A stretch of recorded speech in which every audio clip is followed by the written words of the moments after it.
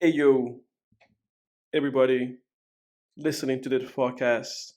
It's like I'm stumbling over my words the second we start this thing. Everybody Oh, listening. I thought you said listening to our fuck asses at That's first. what I'm saying.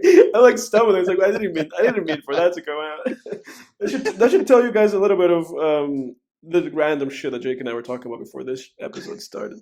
If you're listening to this, like, subscribe, follow the podcast on Apple Podcasts, and if you want to, share this with your friends and family, or unlike and subscribe. And Yeah, and then when you recommend us to your friends and family, tell them like actually don't listen to those guys. Use some yeah. reverse psychology Tell, on them.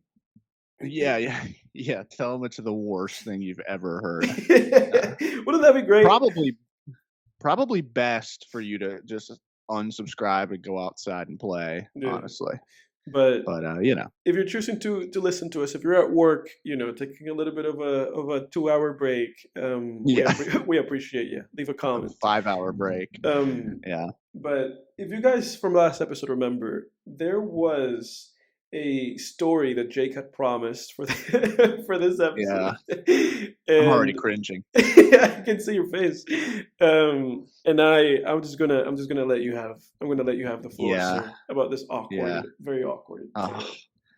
the most uncomfortable interaction I've ever had in my entire life. But yeah, I promised I would tell it. So, in fact, by the time this episode goes up, there will be a clip up on our channel called "Avoid." I think it's called "Avoiding Chatty People," Mhm. and it's what we were talking about last week about avoiding like chatty neighbors. And then I had that story about I was walking that trail in the woods near my house by the lake, and I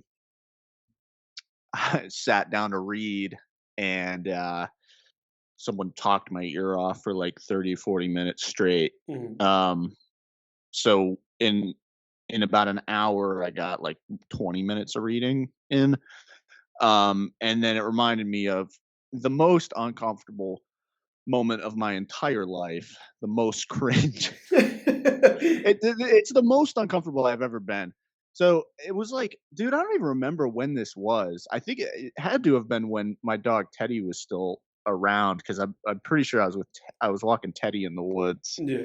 I don't remember if it. I think it was Teddy. So it must have been at least like 3 years ago probably. But I don't know. I took my dog to this trail in the woods near my house at the time, and we're like walking through the woods, and I stop by this creek to smoke a cigarillo. I had like one of those cheap cigar thingies that you get at a gas station, Mhm. and so I'm like, standing by the creek with my dog smoking this cigarillo, and I hear, of course, like crunch, crunch, crunch, like someone walking down the trail. And it's this older gentleman, maybe like 60 years old, I want to say 65 even. And he's walking, and say hello to him, and he says hello, and of course he stops, starts talking to me, and I'm like, Jesus Christ, I'm just it's like, can we just say hello and then Just keep you move going. on? Yeah. Yeah, we Yeah. each go our separate ways, never to see each other again. I know, I know. This is what we're talking about, but this is what happens. Like sometimes when you go outside, you got to be prepared that people are just gonna. I don't know, man. If you're too, I'm a really friendly, approachable person too. I think, Mhm. at least. So, man, sometimes if you're friendly and approachable, man, people will park their asses and just start spewing, man. Just start spewing. So, I'm like, hey, how's it going? This and that. We exchange pleasantries. He stops, and I'm like, how's your day going? What are you up to? Where is this going? Yeah. I'm like, how's your day going? What are you up to? He's like, oh, just kind of walking around in the woods. And then he goes, hoping to find me a blow job. And I'm like, what the fuck? And on the outside, I'm like, oh, okay, all right. Well, hey, good luck with that, man. I could, that's a noble pursuit, sir. And kind of, you know, laughed uncomfortably, and Right. and here, like, look, I'm not a prude. I'm a personable guy. I can joke around people like that. But again, it's like some old guy walking through the woods that you don't know talking about that. It's a little off putting. Um, so he and I don't know. We start talking about some other stuff. Where are you from? This and that. Um, and talking for maybe like 5, maybe even 10 minutes, and I try to stay away from like nicotine and everything at this point. But I will say that having little cigarillo in your hand is really nice in these kinds of interactions because you Right. have like a A a buffer. fixation. Yeah. Yeah, you have something where you can kind of, which in this, if I'm going to preface this by saying if I didn't have this cigarillo, it would have been even more uncomfortable, which is really hard to imagine. Which I'm getting there. So anyway, after about 10 minutes, the conversation starts to die down, and it gets to that point where it's like, you know, are you going to go now? This conversation's like really fizzling out. Right. There's a little bit of silence, and then it's kind of like me, searching for stuff like, so you got any kids? Like, you know what I mean? What do you do for work? Like, I'm just trying to find something to like fill the silence. And eventually I run out of things and I just want him to leave too. So I just start letting things go silent. So I kind of like turn away and I like start puffing, I'm puffing on the cigarillo. My dog's just standing there because he's a dog. And you know, there's the streams, there's just the quiet of the stream. There's birds, and it's just this quiet atmosphere. And Mm. I'm puffing on my cigarillo, and out of the corner of my eye, I see that he's like still there, and I'm like, why is he still here? Right. It's like getting to the point. It's like, why is he still here? And then I look at him, and the second I look at him, I see that he is staring at me like dead on, and we make eye contact. Like the second I look at him, it's like our eyes just lock, and he's like staring at me, mouth breathing, like with his mouth open, like chin down, just like looking at me. And as we make eye contact, I start remembering in my head what he said earlier about like, well, just walking through the woods looking for a blowjob. And Yeah. I'm like, holy shit, what is going on here, dude? Am I gonna have to like fight this guy? Is this guy like, what the fuck's happening? Yeah. And I'm 6'2", 212 pounds. This guy's like an old man, so I'm not scared or anything, but I'm looking at him and he's just dead-eyed staring at me with his mouth open, just Mm. mouth breathing. Mm. And it was one of those moments where I just didn't know what the fuck to do with myself, dude. Right. I was like, what the fuck is going on? So then I kind of like look away again, take a few more puffs, and I'm like, what the fuck, dude, is going on? Is this guy like trying to hook up with me or something? Like, Yeah. Jesus Christ, this is so weird. And now look, that's your choice, that's your life. But for me, I just don't swing that way, you Right. know? And oh my god, and I don't even remember how it like petered out or how I eventually got rid of him, but that was, I don't know if the discomfort came through. That's the best I can really tell that. Like Mhm. that was the most cringe, like uncomfortable moment of my entire life. How much, like, if you could put a time, like, how long do you think that whole interaction lasted? From the second that you hear the first crunch of a branch It's the crunches, to man. the That's how second you that you know heard that the last one. probably like 12 minutes, maybe. Wow. Like, I would say it was like 10 minutes of it was like 5 minutes of conversation, 5 minutes of like awkward, forced, like me trying to fill the silence, and then 2 minutes of awkward, like dude staring at me, me wondering if I'm gonna have to like, you know, fight this guy because I'm gonna Yeah. get like assaulted in the wood. Yeah. Like he's gonna attempt to assault me in the Yeah. woods. God. Which again, I'm not like again, I'm 6'2". I'm not like a target or anything, but you never know. I mean, next thing you know, it's like dude pulls out a weapon. I think I found my blowjob. It's like it's pointing at you Look down at my dog. Well, Ted, time to jump in the in jump the in the water. river. And no, dude, here's the one thing I do remember though too. I remember like looking down at my dog, and for the first time in my life, envying a That he was a dog. non-sentient creature. Yeah, like envy. I've never obviously like I've never envied a dog. Unless some once in a while people are, oh, what must it be to be a dog and just be able to not have a job and eat for free and live for free? But we never mean it. We don't actually want to be a dog. But in that moment, I looked down at my dog and I was like, dude, I wish I was a dog right now. So I didn't, Like, because Teddy, my I dog. wish you were me and wish I was you.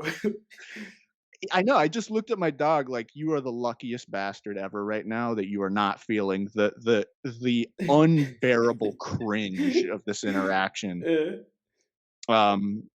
But yeah, dude, it's stuff like that that just makes you hate going out in public.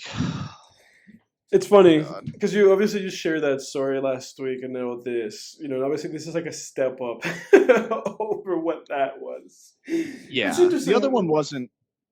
Yeah. Yeah. No, sorry. Go ahead. No, I was gonna say it's interesting with me because I at the very least, like at this moment, I cannot recollect like anything even close to that. 'Cause for me, I feel like I'm very like unapproachable, like in general. I don't know what it is about me. Like they would just don't approach me. Like when I'm outside, people don't approach me. Like nobody That's approaches awesome. me. People will just, if anything, people say something to me like in passing. Otherwise people are just not approaching me, man. So it's like I don't have like, I really cannot like put into my mind like a situation like that. I've been in very uncomfortable situations like in my life just because of like the kind of work that I've done, which I can't Right. go into Right. here, but not out of just like my own volition. He's a Not, hitman. yeah, yeah, right. I'm Michael Fassbender in that movie. In the dead lost episode of In the Film lost Tangents. Yeah, episode that's that we truly did, a yeah, lost episode. it's Um, lost forever. yeah, Jesus. Yeah, well, you know what it is, dude. I think we talked about it before when that I think you gave me an anecdote about this, like about you being unapproachable in college, because like I think it was like that guy that we ended up being like somewhat friends with him, but it was like first year where he was gonna like sit down next to you and you kind of like looked at him and like you kind of you know what it is, it's like a mount. I can't do it because we're not on a video, but it's like it's almost like a Mount Rushmore look that you gave him, just that like blank I stone. don't Like remember. I don't even remember like who this is about. I'll name him when we're off. Yeah, You should tell me after the podcast. Yeah, it's because you stonewall people. I feel like where I feel like you're better about that. Where I'm more, I feel like I'm more expressive with people. Like I smile too much. I smile. That's my thing. I smile too much. I'm almost like we were talking about Lalo like 2 weeks ago for Better Call Saul. I'm a little bit like that where I'm very quick to smile at people, and then I think they're like, oh, here's a guy that he's a guy to be. I can listen to all my problems. Exactly. Like, oh, here's a guy to be like friendly with. Like, right. It's funny, man. I've gotten good like over the past few years at like quickly shutting down like conversation. Like at my job, like, because people are always trying to talk to me. And then somebody will approach me, and it'd be just either because I'm like at the printer, just like printing a bunch of documents, and it's like, oh, here's somebody, But I've gotten like really good at just kind of like putting periods at the end of sentences, like putting like hard periods, where it's like this is not going to go anywhere other than here, And it's funny. It's funny for me because I think also like I part of me likes like awkward silences where nobody's saying anything.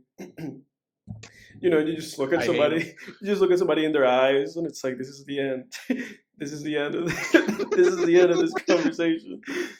I gotta get better at that. Because I think I will because I will I'm like flippantly I'm the like guy who's gonna like try to fill the void. I take it upon myself to like fill up yeah the silence, you know. yeah no Or dude like if I someone makes a bad joke, I take it upon myself to be the one that's like, "Ha, yeah, yeah, ha." Yeah, no, I will flippantly like somebody will be like, "Hey, good morning, how are you?" We're like, "Oh, good morning, how are you?"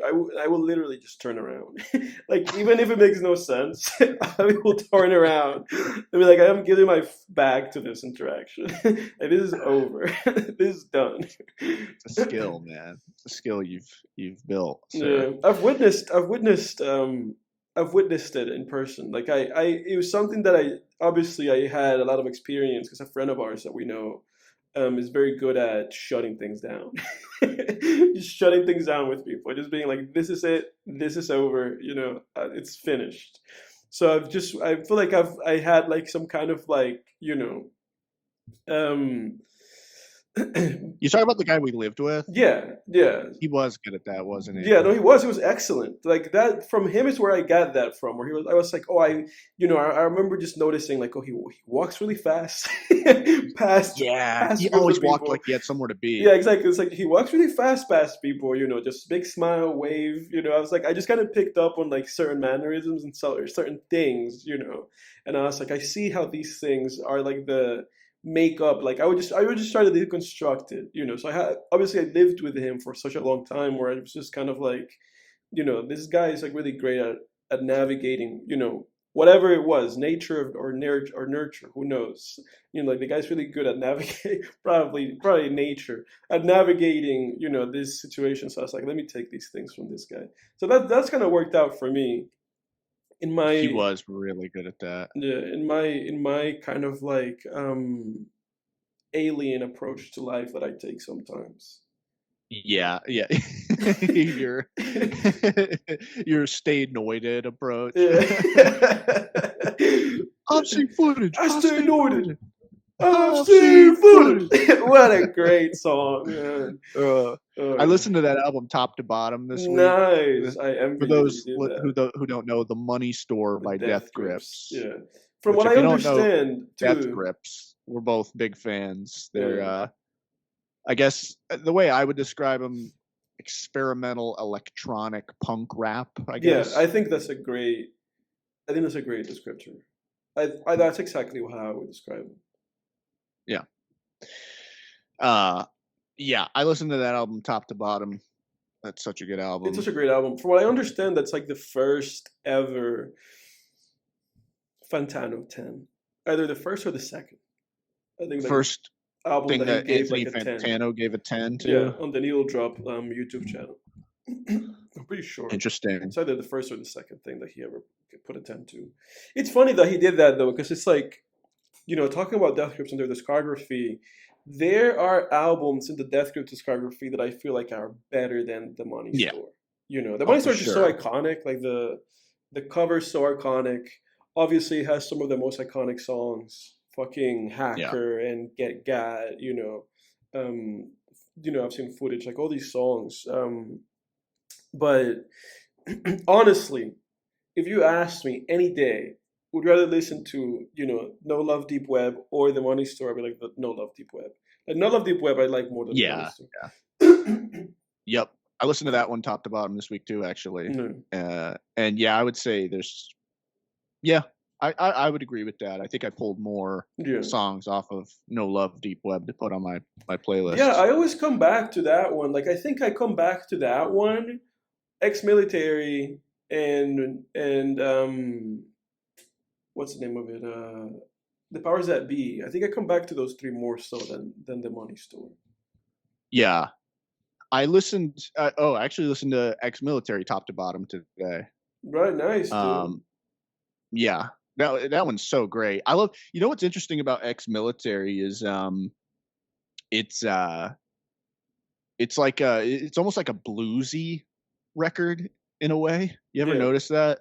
Because ex-military. they Yeah, sample a dude. lot of it's Yeah, bluesy. Like they sampled a lot of because there's a lot of guitar samples on there's a that lot one. of guitar That's samples. before it was basically a garage album from what I Mm-hmm. understand. Like Zach Hill was MC Ride's next door Yeah, it was his neighbor next door and they neighbor. just Yeah, and they just made that album, that mixtape, And like independently. it's funny, man, because it's like I don't even know if I can rank like their discography because I think all their albums are excellent, you know. Yeah, But I do too. that Yeah. one's like underrated in their discography, and obviously it kind of has to be just because it's not in streaming services, where you have to go out of your way to listen to that shit.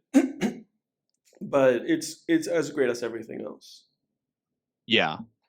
Yeah, and that one's you made a good point about that one too, not being on Apple Music because it's like there's just so many uncleared There's so many samples. unclear It's probably samples. Yeah.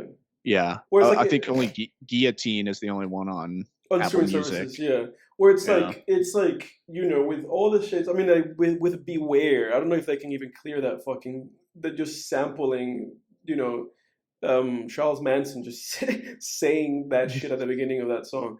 Um, Right. but also just like it's interesting because after that they evolved like with you know the Money Store being their first like actual album or I guess Experimentary is a mixtape.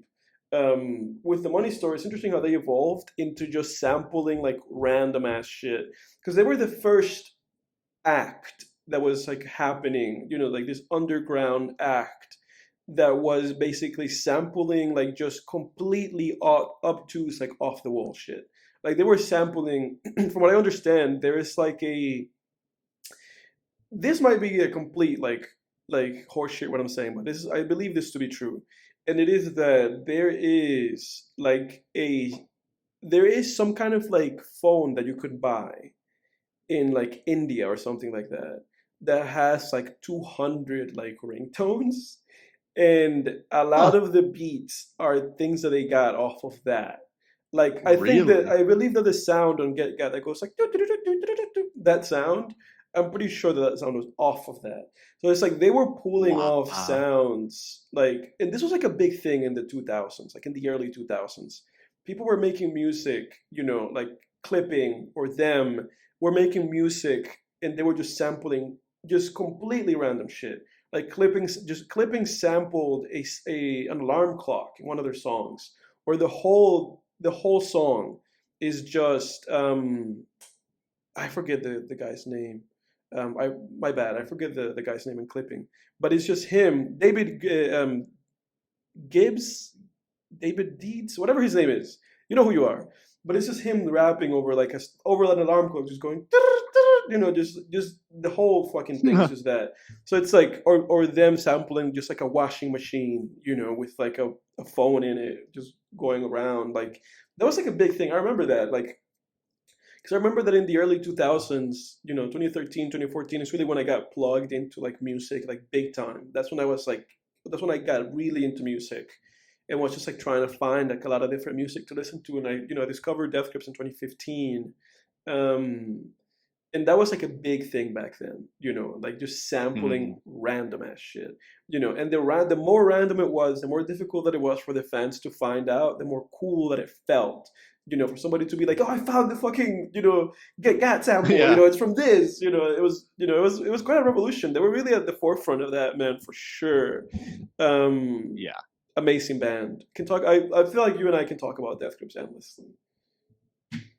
Yeah, they're so good, man. I have a huge appreciation for their music because for people listening, we saw them live last Yeah. summer.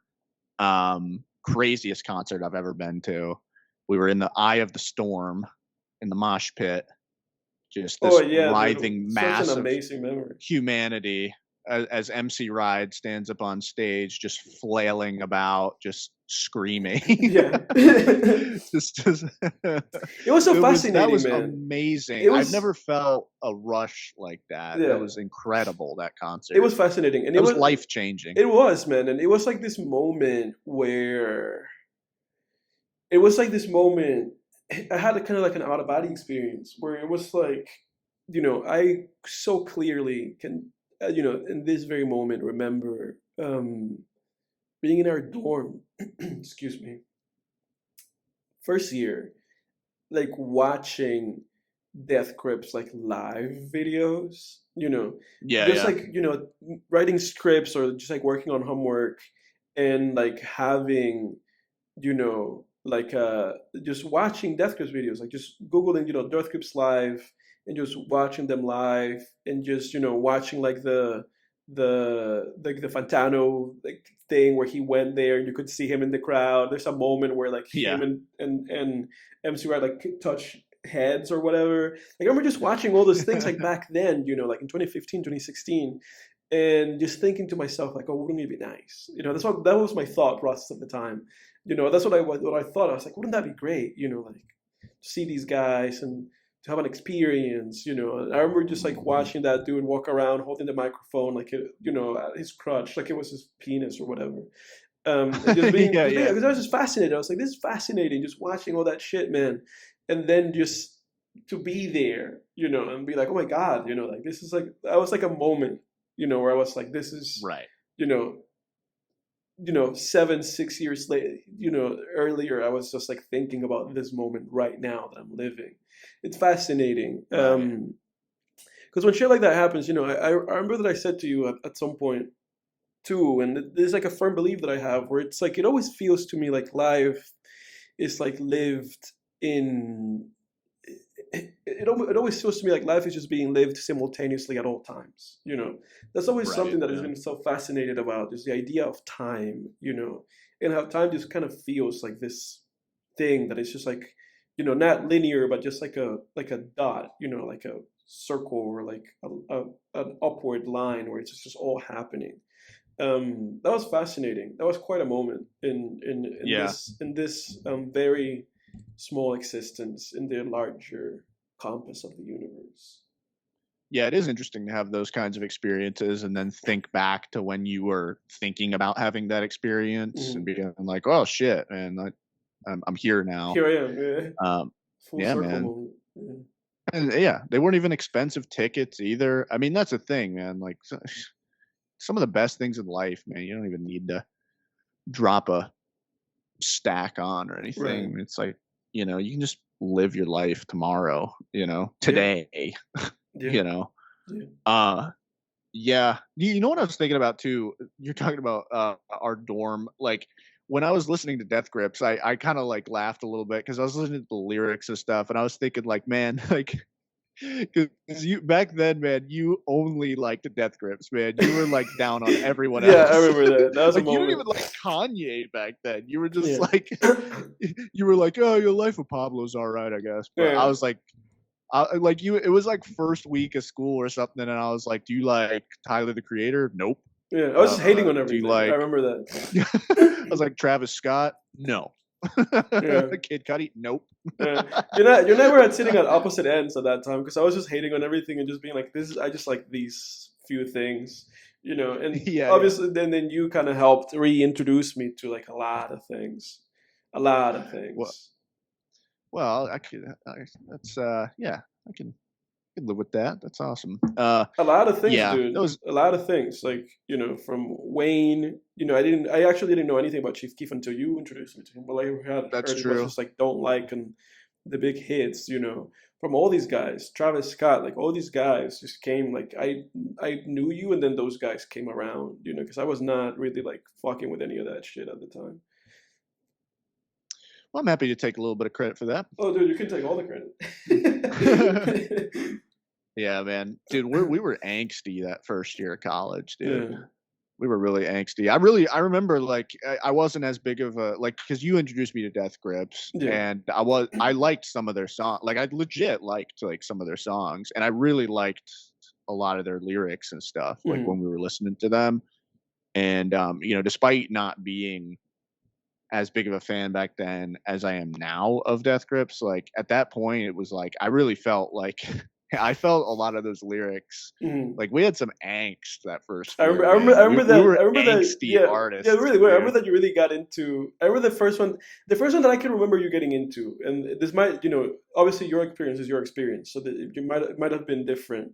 But the first one that I can remember was No Love. I remember that you Yeah, gravitated yeah, towards that one, and yeah. especially we're always like memeing and referencing like the music video with the 100% used to give a fuck. Oh yeah, that's right. Yeah, yeah, Oh man, yeah, man. Yeah, Jesus. because that dude, that was our whole first year. Mhm. Us just being agreeing that we didn't give a fuck about like anything at school or like what was going on. We didn't want to be Yeah. there. We didn't want Yeah. to like be in school. We didn't Yeah. want to be 18-year-olds living this life where we Yeah. had to like go get an education and Yeah. like It was really be around it like all these was like really like strangers. an angsty, like it was really like an angst filled like Yeah. year. Yeah. We definitely like got over We that mellowed for out, sure. yeah, for We sure. matured, Uh, but yeah, I feel like yeah, we definitely yeah, we came a long way, but there's yeah. always kind of that those periods of time where you're going to be angsty, you're going to be like that. You and I we laughed so much about that Mr. Krabs meme where he's Yeah. like, he's got his arms out and everything's swirling and Yeah. he's just like, what the fuck is going on, Yeah. Yeah. And I really felt that way first year, and I feel like you felt that way too. For Where it was just sure. like For sure.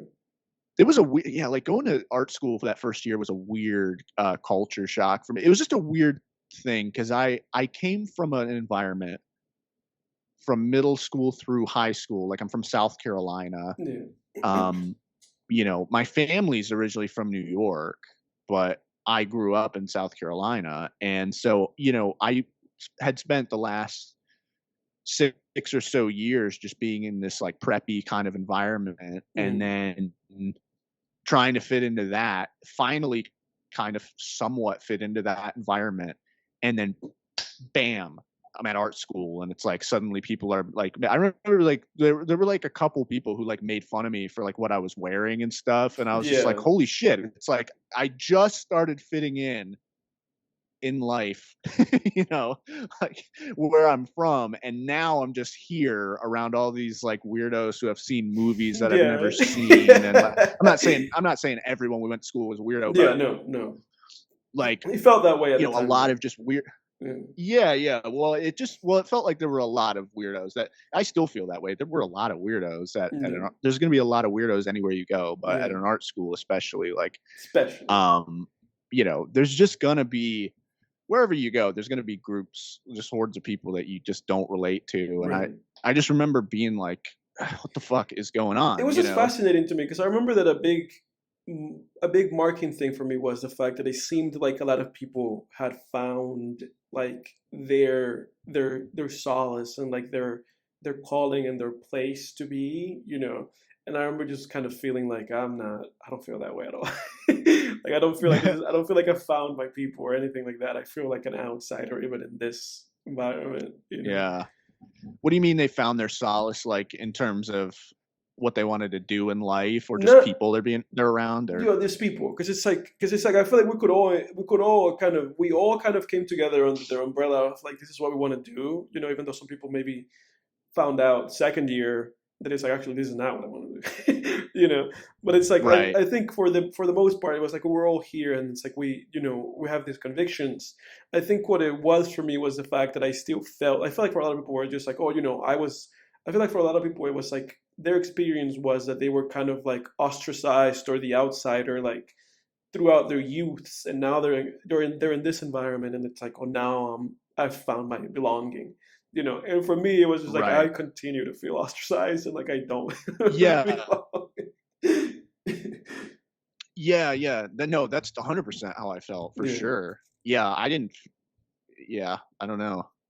yeah, That I guess a lot of that is part of the artistic experience, but yeah, yeah, it did feel like it just felt like anywhere else, but in a different skin. exactly. Like Yeah, it felt like to me, it felt like almost like high school all over again, where it mhm, was just like, oh well, now there's like different cliques exactly, and exactly. it's just these people just happen to be wearing like more hipster clothes and like film rather than whereas in high school it's like, oh well, those people were wearing preppy clothes and liked college football, but it's like it was essentially kind of the same thing. Yeah. um but yeah, I don't know, and uh, yeah, who knows, man. Our experience probably isn't unique though, because No, no, no.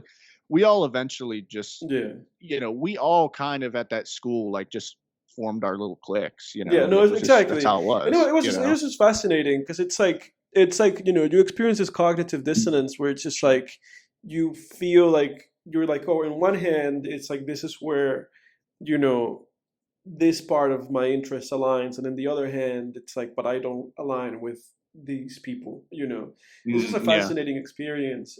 It's interesting though, but like you said, it's like it's not a wholly unique experience, but it is an interesting experience, especially when it felt like at the time a lot of people were not embodying that, at the very least, like people that I was aware of. Because it seems like you and I were saying, it seems like things kind of split into like large cliques, and it was just kind of like, well, at Yeah. least in my head I was like, well, at least I have a friend out of this whole. I just have one friend, Yeah, exactly. And Yeah, then we started rooming with those other guys, and we yeah. definitely found, and then we had We had had a our own clique group. in Yeah, screenwriting as yeah, well, yeah. and It all worked everybody, you out in the end. always, Yeah. yeah, if you're listening to this and you feel like, I guess, I don't know, just like a loner, or like you don't belong, I mean, you'll find For sure. your people Yeah, for sure. I mean, it takes time. it's kind of the struggle, because we, over time too, it was interesting because you and I would kind of observe like campus, and we went to a very small, it was a small campus. I mean, it was like 1,000 person, Hmm. art school. Even that. And yeah, and yeah, I think you're right. I think it was like a little bit less than 1,000. I think it was Mm. like in the 900s.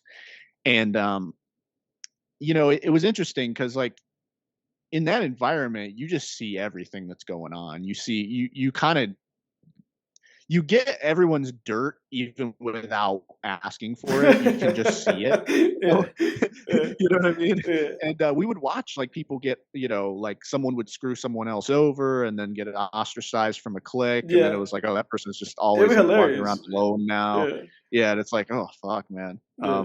There was So quite the school never stops being rough, even in college. no, no. Like anyone who tells you like, oh well, people, high school people are like this, but then in college it's people are more mature, and it's like, I don't know, Same man. I thing. think it's kind of human nature Yeah, yeah, persists. yeah, for sure, for sure. It's very tribal, It is, you yeah. It's know. like you add like a level of maturity to it, but at the end of the day, it's just more or less the same thing.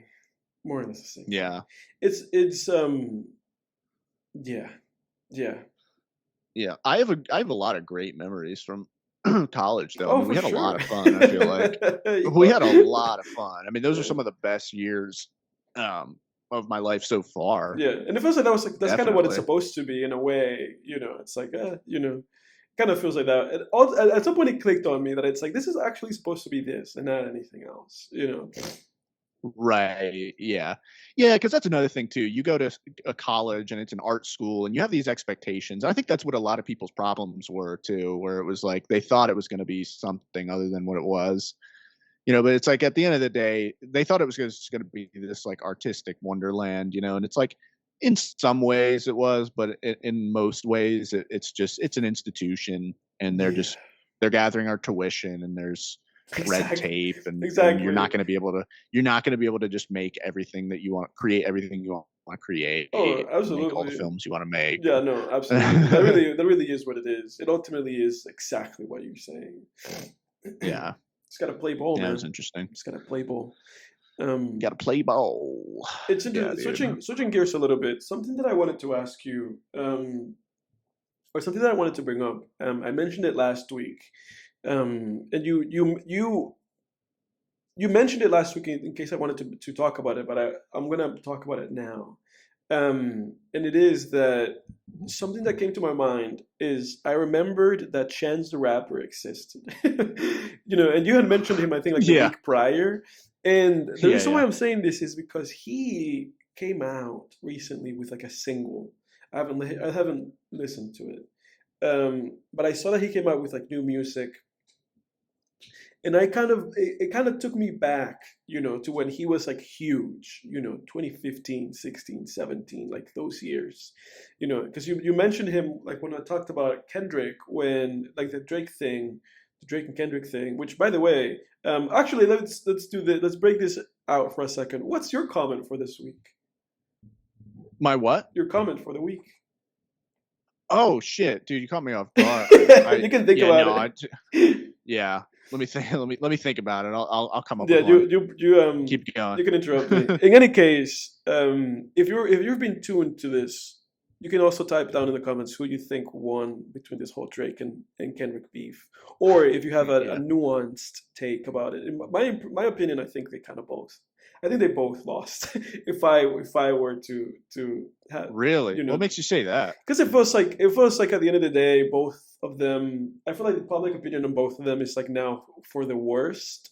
Because all they did was just say a bunch of shit about each other that neither could provide proof for like to say like this actually happened, like to prove it. Yeah. But the other guy also didn't deny it. So it just was just weird. Where it's like now this information is just out. You're calling one guy. You're saying that one guy downloads PDF files, and then the other guy saying that the other guy is an abuser of wives. And like neither guy has proof, but also neither guy denied it. So it's like, Yeah. what's going on? So it just kind of feels like, in the large scheme of things, if it seems like Kendrick kind of came out on top, but it also kind of feels like both those guys lost something. Yeah. It's just fascinating. I remember when I first heard that song. When I first heard that song, I was blown away because I was like, I could not believe this. I thought he was gonna get sued. I was like, can you say this? It's like, isn't this like defamation? Like I could not believe it. Like he literally multiple times in the song, multiple times. It's like, do you download PDF files? He's just saying that to him. You're a PDF file enjoyer. And I was just like, oh my God, it's like, I didn't know you could say shit like that in a song, make just bold accusations like that, because in comparison to what he said, it felt like what Drake said was like not that bad, because Drake is basically being like, you have had physical altercations with your wife, and then he basically was implying that one of his sons was not his. And it's like, well, Drake doesn't have proof for either of those things, Yeah. And having physical altercations with your wife is not illegal unless your wife presses charges. So it's like, on the other hand, the other guy is saying, it's accusing you of being one of the worst things you could possibly be, Yeah. So it's like The worst thing. So it's I mean, the worst thing. yeah. That is the worst My thing God. anyone could think of. Yeah. That's the dude. Calling someone a pedophile is the worst thing Yeah. that anybody could call you. Yeah. And I like how I'm avoiding like, saying the just, word, and you double down. I mean, it's like, it's just yeah, I know. I did at first. I was like, "What the fuck are you saying, PDF?" And then I heard PDF file, and I was like, okay, very clever." Yeah, I mean, it's like, it's a fucking dictionary term. I mean, whatever. But like, yeah, dude, it's a really disgusting accusation, and I remember I had because then you had like, Rick Ross was like saying, I'm not inviting Drake to this music festival or whatever he was saying, because he's a pedophile. It's just like, Jesus, man, like, come on. Yeah, no. We gotta have some. We gotta have some proof here. Yeah, we're gonna have some proof. You gotta have man. like hard evidence, Yeah, man. like you can't. Cannot just go around calling people. And that to me was like the biggest like disappointment of this whole beef. Obviously, I think Kendrick out-rapped Drake and he came out with the better songs.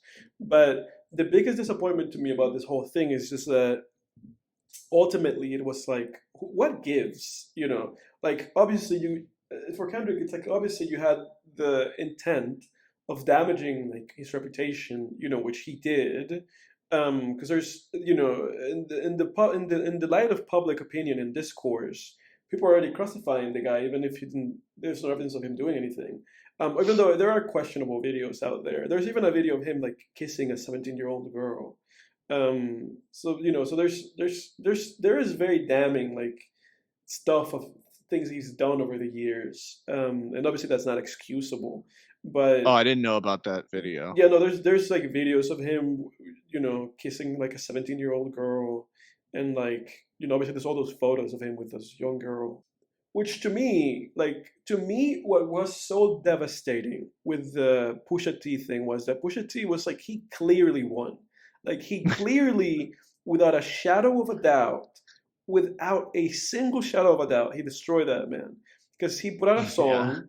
The cover of the song was an incredibly damaging thing to Drake's reputation. you know. Yeah. And then the context of the song was insane, you know. Yeah. Like, and Drake didn't even respond with like a song. He responded with a PR move, you know. Right. And it's Yeah. and I feel like what was so great about that with Pusha is that he had all the evidence, he had the receipts, like he just had everything. And with Kendrick, it's like you're just saying things, you know. And then it was the same thing with Drake. It's like you guys are just saying things. Like, what is this based off of? Like, you know, where is this coming from? It was just so disappointing. Like, to me it ended up being like a really like just a mess and a huge disappointment. It didn't get anywhere because Drake responded to the Not Like Us song. You know, he released a song called um The Heart Part 6, which is like mocking Kendrick's like the Heart series. And he was like, "Oh, what you're saying is false," you know. So he basically just had like a rebuttal, and it really just feels to me like nobody won. It really just feels like they just said a bunch of shit, and now it's over. Like that's really how it feels. And some Mhm. people got shut up at Drake's house. Yeah. Oh yeah, yeah. I heard about that too. Yeah, that's insane. Yeah. That's now for me that's too much. Yeah, But these guys and their beefs, the man. the small point that I had to make that developed into this about Kendrick, not like about Kendrick Chance, is that I was just thinking to myself, like what is it with these rappers, you know, because these guys fall off all the time. Obviously, Fetty Wap's in jail, you Oh know, yeah, yeah. and and Chance the Rapper fell off tragically because he released a horrible album that caused him people to make fun of him, to make fun of his wife, and to wish him that he would, you know, cease to exist by his own hands. And Chance had like a meltdown on Twitter, and he was like, "I feel like you guys want me to do this." You know, it was horrible. It was the big day was horrible, and it obviously has damaged his career. And now I guess Holy shit. he's trying to make a comeback. And I was just thinking about that. I was like, what is it with the rap, you know, the music comebacks? You know, a lot of people have fallen off. Lil Baby, the Baby, Chance the Rapper, like all these guys are falling off. And to me, it's always fascinating when I think about the fact that Chris Brown did not fall off.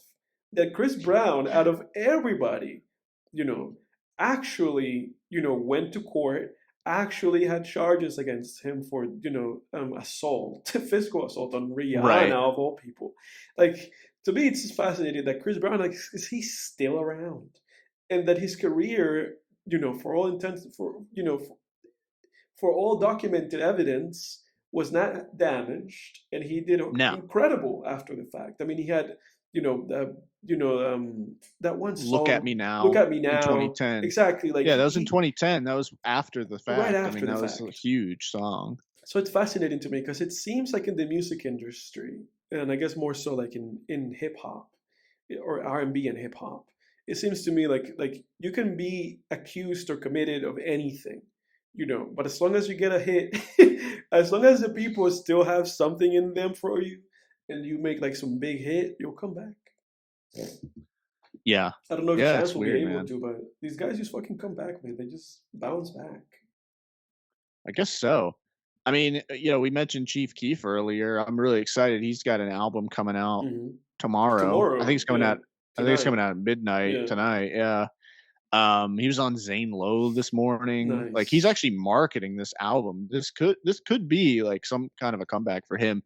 Not that he really went anywhere. Like he became just a big, kind of underground respected artist. But in terms of mainstream um popularity, this might be a small comeback for him, which would be kind of cool.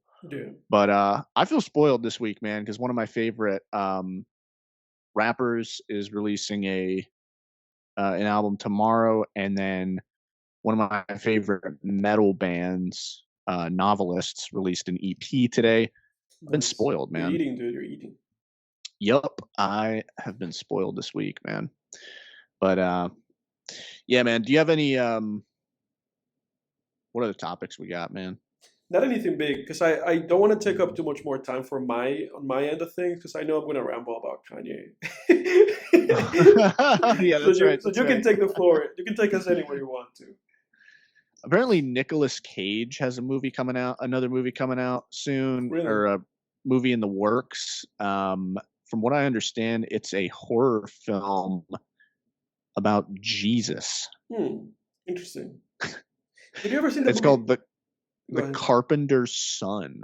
The Carpenter's Son, and it's a horror movie. Oof, sacrilegious. I think so. Nicolas Cage to front horror take on Jesus's childhood. That's insane. Did you ever see that movie of his pig? No. Mm-hmm. Was that any good? Neither. I haven't seen it. Oh, okay. I don't really have much interest in that. That looks. I don't know. Doesn't seem. It just seems weird to me. Yeah. I guess it got like critical acclaim. It did though. get critical acclaim.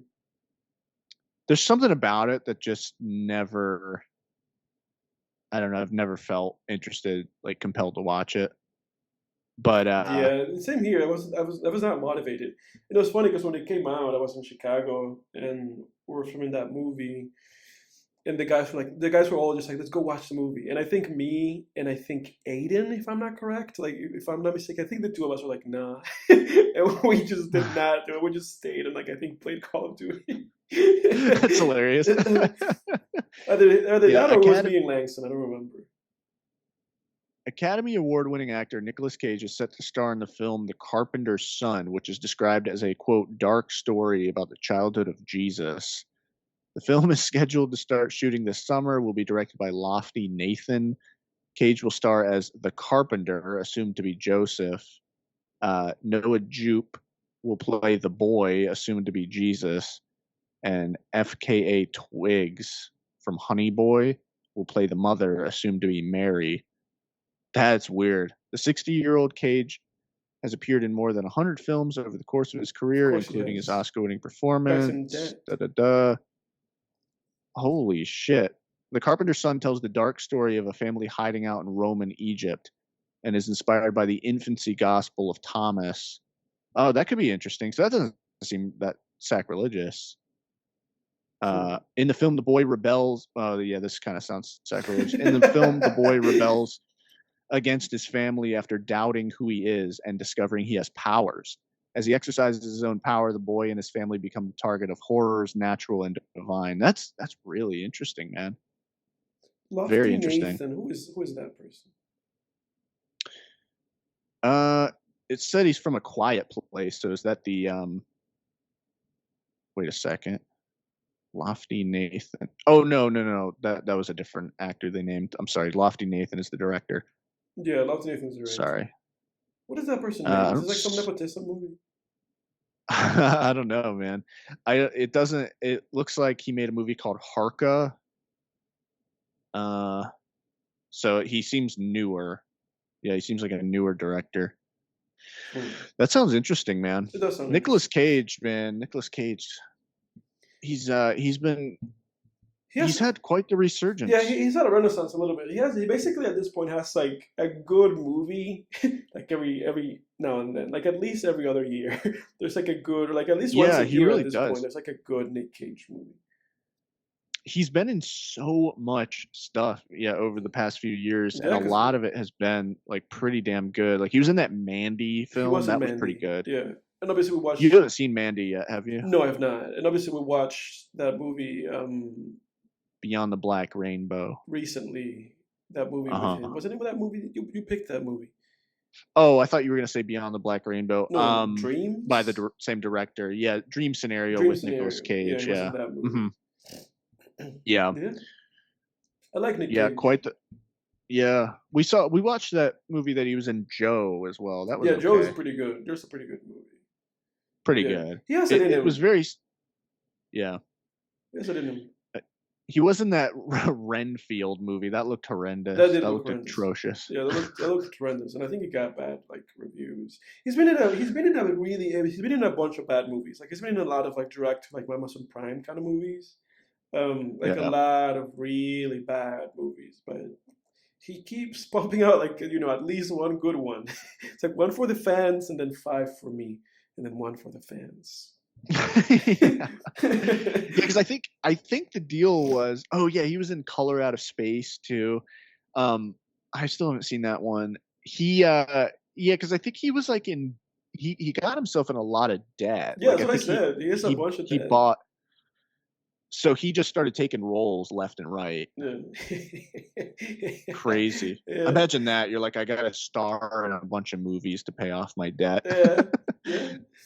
What a life. Um, that's a bit of interesting Yeah. movie He bit news. off more than he could Um, chew for sure. yeah, they announced another piece of movie news that I heard about that I have been meaning to mention on the podcast the past few weeks was that newer Hellraiser film. They announced a sequel to it Mm. as well. Uh, I don't think, yeah, I don't think anything's like set in stone or, well, or as far as sorry, as far as like if it started filming or anything like that. But Yeah. I would love to see a sequel to that. I think if they could kind of take what was great about the first one or Hmm. about that one and kind of like learn from the mistakes of that one, I think they could make a really solid follow up to that. Yeah. It's funny that I'm kind of like a Hellraiser hater a little bit. In the sense that I think I've not given one of those movies like a higher than a 6. But I'm excited for them. Like I'm always so interested in watching them because I just find the concept so fascinating. Oh yeah. So I'm always with it, and obviously you're always so excited for them. Oh, for sure, man. Yeah, dude. I guess we should get into our recaps then, and then just kind of go from there. Yeah. You want to Let's start us do it, off, or do you dude. want me to ramble on about Kanye? You give us some Kanye first, dude. Okay, everybody. So this is the return of the Kanye retrospective segment, which has maybe two more two more parts. Um, I continued my listening of again. I guess I should preface this with the same thing I've prefaced every segment regarding Mr. West, and it is that obviously we don't advocate or support any of the bullshit that he's been on or saying over the past few years. This is just me talking about my experience with him as an artist, in my life with his music, and then just having kind of like a general analysis and retrospective of his artistic work, outside of his public persona and the BS that he said that neither of us agree with. But that being said, last time I left off having listened to the original, College Dropout trilogy, and then to the albums that followed that, being 808s and Heartbreak, My Beautiful Dark Twisted Fantasy, Watch the Throne, and Cruel Summer, the Good Music compilation album. And I have mentioned in the past that all of those albums, except for 808s and Heartbreak, I thought were at least great, if not amazing. And that 808s was a really good album, like 7 out of 10 kind of album. And so that being said, I got to Yeezus. I got to Yeezus. Yeezus came out in 2013, and it just kind of feels like it blew the doors open on what I will call the Kanye renaissance. Like this is the point in his career where I believe that he was like at his I believe this is Kanye's creative peak. Like it feels to me like with the original trilogy and then with 808 and with Dark Fantasy and Watch the Throne, it feels to me like all of those albums were just him were just him working at a consistent level of quality, just a consistent greatness. And it feels to me that when he got to the 2010s, like the mid 2010s, I feel like this is like when he peaked as like a creative, in terms of music. Because we get to Yeezus, and Yeezus, from what I understand, is an album that was inspired by experimental like EDM electronic music, like European EDM electronic music. I think this guy named Gasafo Stein's music like really inspired this album. Obviously, the ongoing progression of industrial hip hop with acts like Death Grips, Clipping, and so on was also happening at the time. And then Kanye paired up with Daft Punk, and together with Daft Punk, he made this album. And apparently, from what I understand, again, He collected a bunch of European producers, a bunch of European like EDM, like experimental producers, grabbed all those guys, grabbed a bunch of other guys that he's worked with before, Sci-Hi the Prince, Kid Cudi, grabbed an up and coming and new Travis Scott, like he just grabbed all these guys, and just was like, okay, let's make this thing, and then grabbed unorthodox like left field guys like Chief Keef, and Bon Mhm. Iver, who was at the time who was known mainly as like a indie like darling folk artist, brought him here, because he had worked with Bon Iver before in the second to last track in Dark Fantasy, Lost in the World. They brought all these guys together, and he made this 10 track, 40-minute, just rough gem of an album, just this thing, just manifested. And then I know that he had Rick Rubin, like Rick Rubin, like worked on this like the last week before it came out, and he just kind of deconstructed it and put it back together. And it's funny that Rick Rubin worked on this because it feels like this is kind of a Rick Rubin like kind of produced thing. Because Rick Rubin is famous for this kind of like wall-to-wall soundscape of music in terms of production, and this album feels that way, just blown out. Like it feels like all the sounds. A lot of the time, it feels like all the sounds are operating at the same volume. Like everything's just happening. Um, I love this album. I think this album is fucking great. Like it's such a fun listening experience from on site, just the distorted sounds of the synthesizers that he took from Daft Punk, to the random breaks in each song, almost each song. Um, it's just so fascinating. It feels like this is just an album full of experimentation. Like on site again, halfway through the album, the song completely stops and it just becomes for like 5 to 10 seconds this like little gospel, like he gives us what we need, like little thing, and then whoop, whoop, whoop, back to everything else, from that to Black Skinhead to I Am a God, who I want to read about I Am a God a little bit, because I'm like I listen to this song and I'm like, who's supposed to be God? Because it's called I Am a God featuring God, this song, Right. and Yeah. there's some fascinating stuff in this song with like Kanye kind of breathing like really heavy near the end of the track, and I always think about like what is he like, which who is supposed to be God and who's supposed to be Kanye in this song? Something that I think about a lot. Um, New Slaves, Hold My Liquor, which is such an amazing song.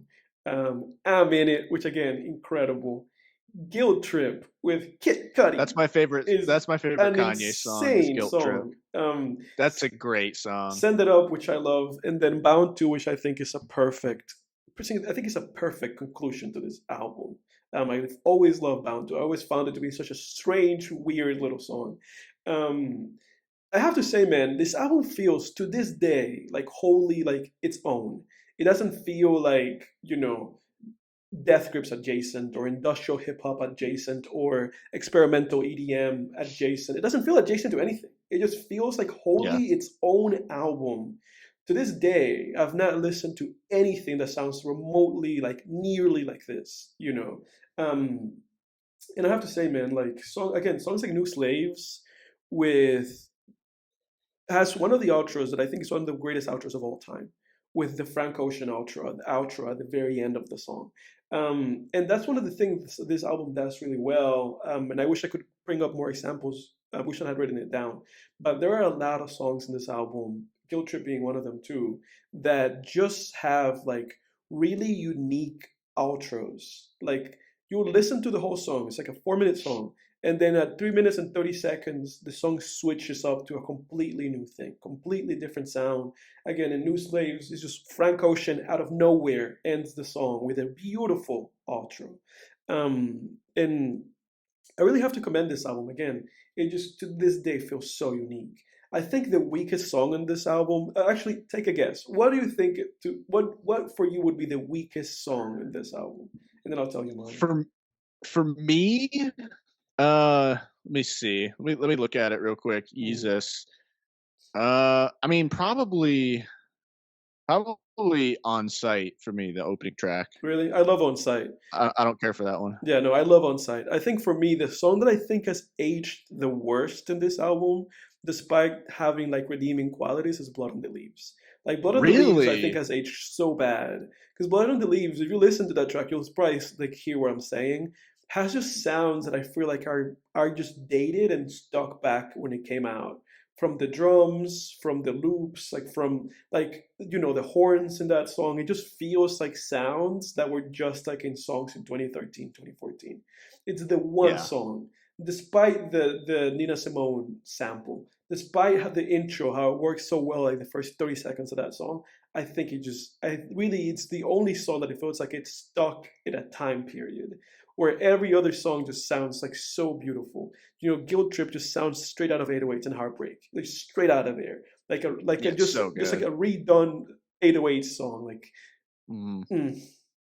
And Kid Cudi's so great in that song. He's so Oh, great. yeah. Even if Oh. he was mad that he felt like he could have done better in his performance, I don't agree. I think he's just butthurt because Kanye used it and he didn't tell him that he was going to use the vocal Right, performance. right, right. But still, I think Yeah. it's great. Um, Oh, yeah, Cuddy's great on that just little, like, bridge that he yeah, does yeah, it's in so there, yeah, great. it's so good.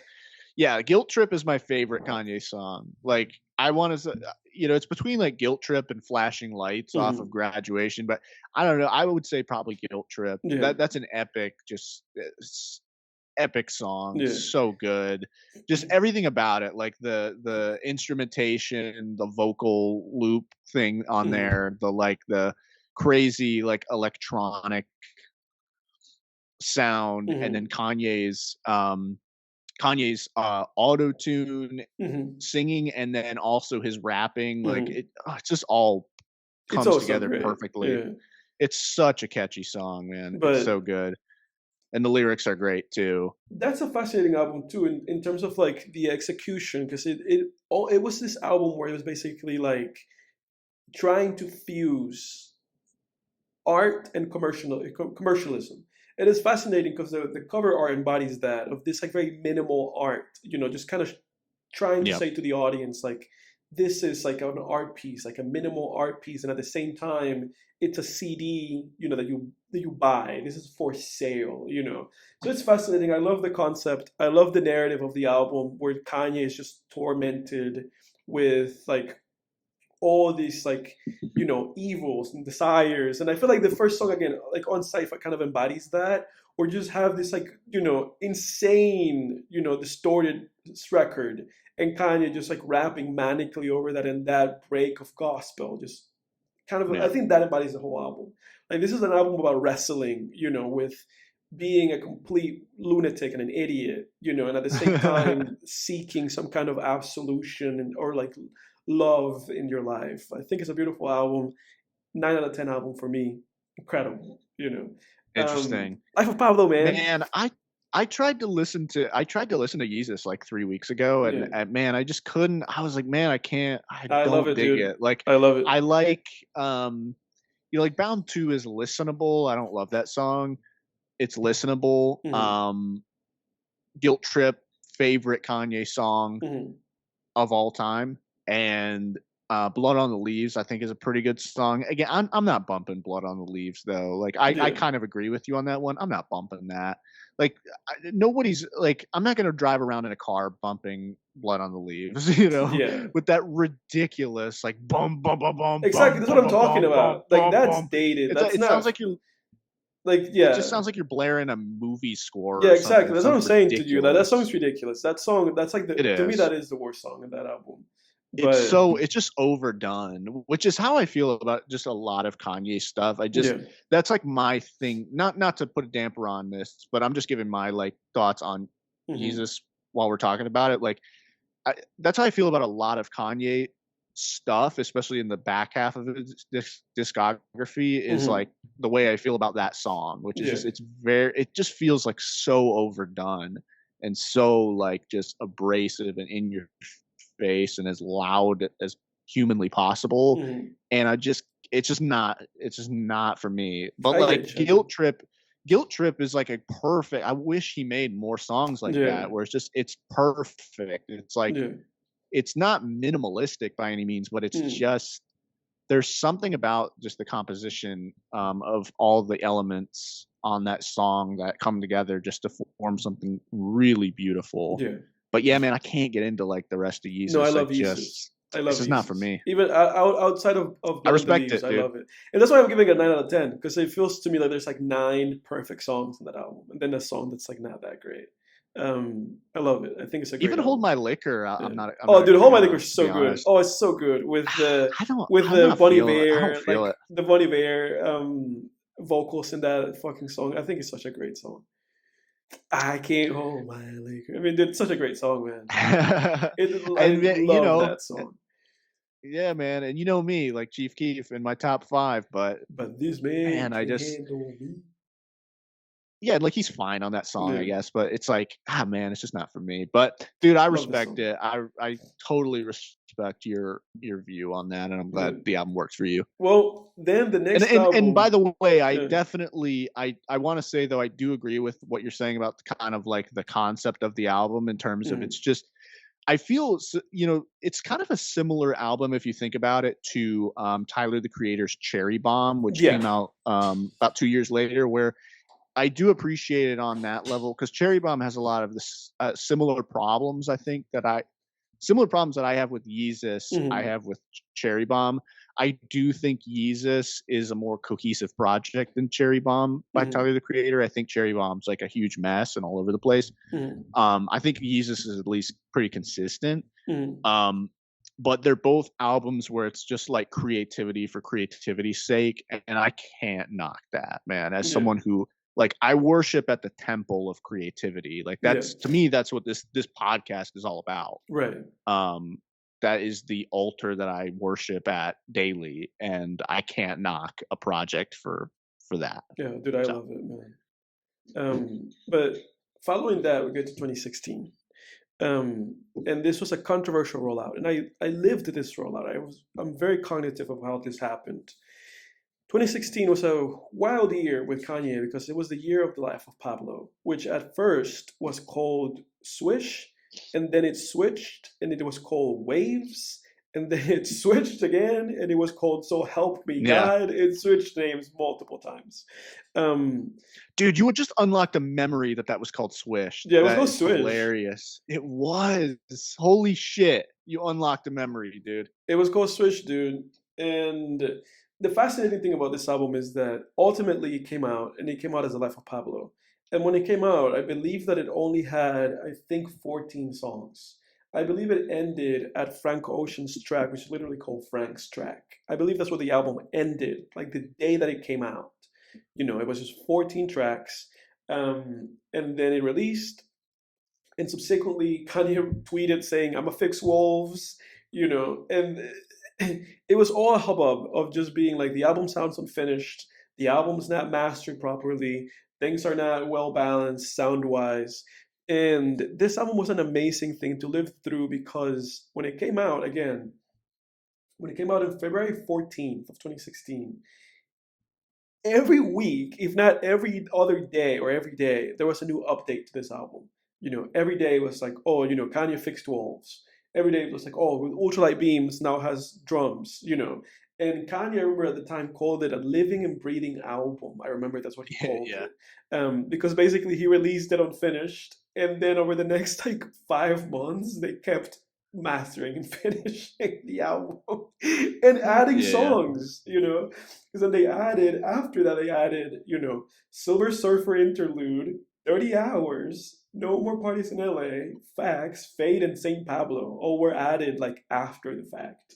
Um, this is an album that you could describe as a triptych, which is like the artistic concept of a piece of art that's presented in 3 parts. And this album kind of embodies it also in the cover where it says the life of Pablo, and then it says which one, which one, and it repeats it multiple times. Which again, this is an album that in presentation is also supposed to be an art piece, and it presents itself that way immediately with the album cover. Like this is supposed to be, like some kind of piece of like high art in the market, like in a marketable consumer way. Yeah. And it's fascinating because this is again Saint Pablo from the Bible, um, Pablo Picasso, the artist, like the high art painter, and It's my favorite painter. Pablo Escobar, Drug the lord. drug lord. So this is basically what this album is supposed to represent. High art, religion, and then commercialism. Capitalism, selling something to people. In my opinion, this is a perfect album. In my opinion, like from my point of view, and you've known this for years that I feel this way. This is a perfect album. I don't have a blemish in this album. I love every single track in this album. People have written and waxed poetic about this album endlessly, and I agree with everything everybody said about this album. Even the lead singer, Will Toledo from Car Seat Headrest, he wrote a piece about this album, talking about how this album had a perfect sequencing, meaning that each song, from Ultralight Beam to Father Stretch My Hands to Part 2 to Famous to Feedback to Lowlights to Highlights to Freestyle Forward, that every song just leads into each other perfectly. That's true. If you listen to this album, song to song to song, the sequencing of this album is insane. You never get bored listening to this album, just track to track to track. I think Ultralight Beam is possibly, if not literally, the best opening song in a Kanye album, like the best opening song. From the production, from the horns, from the greatest Chance the Rapper performance, from the outro, that leads directly into Father Stretch My Hands with Kid Cudi, which is also one of the greatest Kanye songs ever, despite the cringe line here and there. Oh yeah. Beautiful morning. You're the sun of my morning, man. Which Kanye, nothing unwanted. Which Kanye performed this song with just the crowd singing that endlessly when Kid Cudi had to be put in rehab for Kid Cudi. Oh, that's such a good clip. At the time, this was the number one song in the country, and Kid Cudi was in rehab, but he had the number one song in the country. And that's a beautiful clip. And they also use that clip in the Kid Cudi documentary, where they talk about Cudi's relationship with Kanye. And I remember that, man. It's like Kanye's up there and he just starts belting out with the auto tune. It's beautiful, dude. Beautiful morning. It's great. I think this album. I mean, that's probably my favorite song off the album. I have to give this album another a try because I haven't listened to this album top to bottom. Dude, again, I think this album's perfect, man. I think this is a perfect album. From like the first like 7 songs that are just religiously themed with orchestras and choirs and gospel samples, to I Love Kanye, that leads into the second part of the album with Waves and FMNL with The Weeknd, Real Friends, Wolves. Like, and Real Friends leads perfectly into Wolves because they use like a very the same sample just pitched differently, to Frank's track that technically ends the album, to basically then these 5 tracks, like 6 tracks from Silver Surfer Interlude, which is just an interlude of Silver Surfer being like, Kanye, you a wavy dude, to 30 Hours, which is a perfect song. 30 Hours is great. Give us, what's your like top 3 tracks on this album? I would say St. Pablo, 30 Hours, Waves, I would say. Okay. For me, it'd be Father Stretch My Hands, 30 Hours, and Freestyle 4. I really like Freestyle 4. Again, dude. That's the one with Designer, right? No, Part 2 is the one with Designer. Oh, okay, then that one.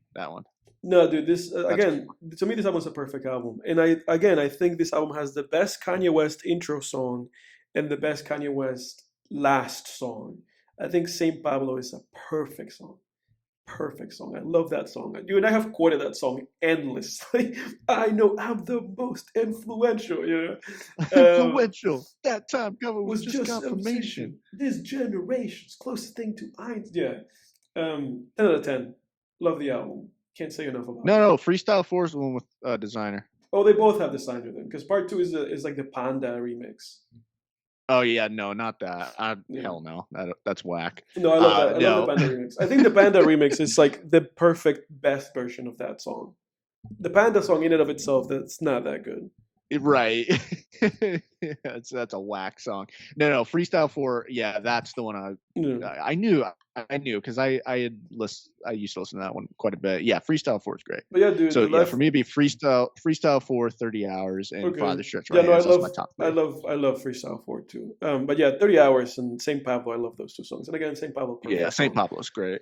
But from there, and Waves has the best Chris Brown performance I've ever heard in my life. Chris Brown is great in Waves. Chris Brown is in Waves.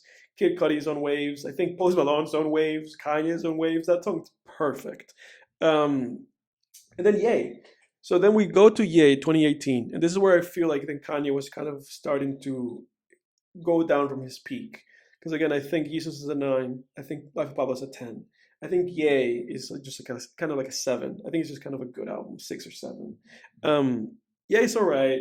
Yay is just kind of an album that just feels like it's a little bit. It feels like the most kind of like let's just throw shit at the wall album, Yeah. where Kanye said that he redid the whole album like a week before it came out, and that he took a bunch of shit out of it, and the focus of this album was that they just pitched Kanye's voice higher than everything else, which to some people that might be bothersome. It doesn't bother me. I just don't think the songs are that great in this album. I think the first song I thought about killing you is good until it gets to like the last minute. Um, Otherwise, I think Violent Crimes and Ghost Town are incredible songs. I mean, I think Ghost Town is one of the greatest Kanye songs, period. Um, no Mistakes with Yeah, I love Cudi. Ghost Town. Yeah, No Mistakes with Cudi is also a great song. Um, and then Wouldn't Leave All Mine and Yikes are just kind of whatever. So this album's a little bit of a toss up. And then it's the album that I feel like ends Kanye's creative peak, and also ends Kanye's creative streak of just great albums, if not good albums, which is Kitsy Ghosts, which is his collaborative album with Kid Cudi, an album that came out in the same year, 2018, the same year that Kanye produced Jana Taylor's album, Pusha T's album, Nas's album, his own album, and then Kitsy Ghost's album, which Kitsy Ghost and Daytona to me are like the peak creatively of that 2018 summer. And again, the cap to me of Kanye's creative peak as an artist, Yeah. which is Kitsy Ghost with Kid Cudi, a collaboration made in the ages. This was always coming, from the time that Kanye signed Cudi into Good Music in 2018 to 10 years later, with Kitsy Ghost. This was just a culmination creatively of every artistic evolution of each other individually and together. And I think both him and Cudi, I think, peaked creatively simultaneously in this album. Um, to me, this is the other 10 out of 10 in Kanye's discography. Beautiful, experimental, psychedelic album. I don't think there's no hip hop album that exists like this one. No. And it's just an experience. It always feels too short because every song's so great, and it's only 7 songs. Um, and if I had to say, I would say Cuddy Montage, Reborn, and Kitsy Ghosts are my favorite songs in this album. And it's a 10 out Let me before I weigh in on that, I'm gonna switch over to my phone here. of 10. Yeah, dude. I mean, yeah, Kids See Ghosts has to be. I can't even explain like how much this album means to me, dude. Like, Mhm. it came out during a particularly kind of rough patch in my life in terms Yeah. of just like mental health. I remember I was really struggling with my obsessive compulsive disorder, my Mhm. OCD at that time. Mhm. And like this album just really like I'm not gonna say like I don't think a work of art can is any substitute for like actual professional help for mental health, but I will say that it has a lot of meaning. For me it definitely was kind of like a light at that time for me. Mhm. And Same here. man, like, yeah, go ahead. No, I said same here. That year, and Oh this yeah. album for sure. Yeah, yeah, man. And like Yeah, definitely. I mean, I think one of the best hip hop albums of all time. And 100%. I agree with you, man. It's too short. It really is too short. For me, I think I'm a little. I think we definitely have like differing favorite tracks on this one. Because for Mhm. me, my favorite tracks. I mean, it's really hard though to pick. No, I agree with you with Kid Cudi Good montage. montage. That's. Yeah, I mean, 100%. that's a And classic. Reborn for me is just is such a meaningful track. Yeah, I love the lyrics on Reborn. I would say Mhm. sonically, if I had to pick like one that was my lowest, Reborn would probably be it. Like Mhm. just sonically, I find it a bit bland. Mhm. Just in comparison to like the rest of the album. Mhm. Just if I had to pick, Yeah. like a work, like if I were ranking these tracks, which I won't do, Mhm. like this would be the lowest probably, but Mhm. that is by no means like means it's a bad song. It's still great. Yeah. But like for me, yeah, I mean, Feel the Love, Fourth Dimension, Yeah. and Fourth Free, dimension. Yeah. yeah, and Cuddy Montage, yeah. I mean, I the whole don't fucking thing. It's only really 7 songs, yeah. so Exactly. pretty That's much what can just say you like the whole thing. yeah, exactly. But that's why for me, again, like Life of Pablo, I think this is a perfect album. I don't think there's a Yeah, single bad song in this album. I don't skip any song when I listen to this. I love all of them. no, no. Yeah. I think I think this is again, like I said, I think this is Kanye's and Cuddy's peak, simultaneous peak. I think this is it for them. Um, a 10 out of 10 album for me in both their discographies. I'm building up to Cuddy, and we'll see if for me if he has a 10 out of 10 outside of this album. But for Kanye, it's this and Life of Pablo for sure are the two 10 out of 10 albums for me in his discography. Yeah, yeah. It's funny. What's funny is Reborn sounds like it could come right off of one of the Man on the Moon Hmm. Hmm. albums, the first two Hmm. particularly, especially that opening like chime. Yeah. Totally sounds like it could have come off of Man on the Moon 1 or 2. Yeah. Uh, but that, yeah, like I agree with you. That really is like the only part of that album because even like the hook on that album, I don't think would Hmm. belong on like Man on the Moon 1 or 2. Hmm. There's no. I agree with you. There's nothing else like it. Like none of those songs would fit on any either Kanye or Cuddy's discography No. anywhere in their No. discography. And it's funny Those because songs the are only so unique. it's funny because like Ghost Town is a Kids See Ghost song that Kanye put on Yay. And that's like the only that's like the getaway Yeah, song where like he clearly was like, actually I'm gonna take Ghost Town and put it in my album. But yeah, so that we can still keep a tight seven on all of them because it was this whole like 7 7 7 7 thing. Um and again, that's where I give credit to Ye, because the Ye album also came. The Ye album feels like a bridge between Kids See Ghost, Kanye, and Life of Pablo. Kanye it just didn't turn out as great as it could have, because obviously it has two Kid Cudi songs in that album. But yeah, the Kids See Ghost is where it's at for sure. yeah.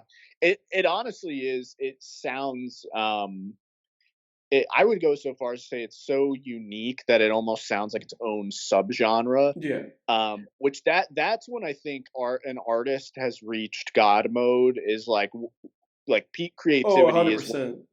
they can create a song, let alone 7 songs, which Hmm. you have here, but Hmm. even one song that sounds like its own genre Yeah. of music. 100%. There's very few artists that I can think of, like that have done that. Kid Cudi being one of them. Obviously, he's here. MF Doom, I think, has achieved that on a couple songs. I think Chief Keef has achieved that on some songs. Yeah. But those are the only artists I can think of off the top of my head where I can think of songs where it's like this is almost its own Hmm. subgenre Hmm. of music. Hmm. Um, but yeah, oh, I know, so dude. good. I know. I'm gonna listen to Kids See Ghost Dude, I've after listened this. to Kids to Ghost over the past 3 days. I've listened to the album, I think, like 4 or 5 different times. I just listened to it Yeah, again and again and again and again and again, just consuming it, digging it up.